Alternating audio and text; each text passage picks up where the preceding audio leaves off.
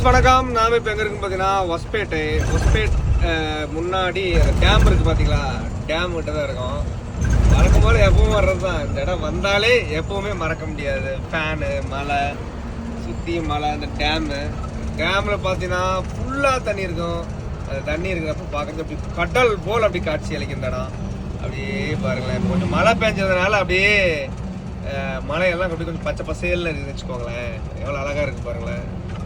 டேமில் மட்டும் தண்ணி ஃபுல்லாக இருக்குதுன்னு அவ்வளோ அழகாக இருக்குது பார்க்குறதுக்கு. அடுத்தது பார்த்தீங்கன்னா நம்ம எப்பவும் எதிர்பார்க்குற குகைப்பாலம். போன தடவை நைட்டில் வந்திருந்தோம், தம்பியெல்லாம் தூங்கிட்டு இருந்தான். இப்போ நம்ம பகலில் வந்துருக்குறோம். கரெக்டாக ஹொஸ்பேட் 5 கிலோமீட்ரு, பல்லாரி 66.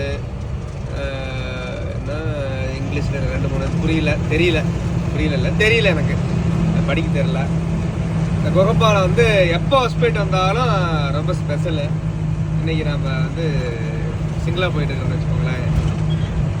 ஓகே, எப்படி இருக்கு பாருங்களேன். இந்த இடம் எப்பவுமே மறக்க முடியாது. பாருங்க, எல்லாரும் ஃபோட்டோஸ் எடுக்க எல்லாமே தான் வச்சுக்கோங்களேன்.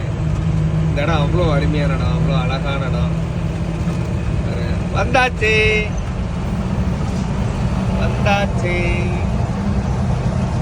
எப்படி இருக்கு பாருங்க, அழகா இருக்கா. வாழ்க்கையில எப்பவுமே இந்த குகைப்பாலத்தை மறக்கவே மாட்டேன். வரும்போதும் போகும்போதும் சரி, ஏதோ ஒரு வெளிநாட்டில் போகிற ஃபீலிங் இருக்குதுன்னு வச்சுக்கோங்களேன். எப்படி இருக்கு பாருங்களேன், அழகா இருக்கா. அவ்வளோதான், வெளியில் வரப்போகிறோம். மலையை குடைச்சி உள்ள போது வெளியே வந்துட்டோம். அன்புடன் இனிய காலை வணக்கம்.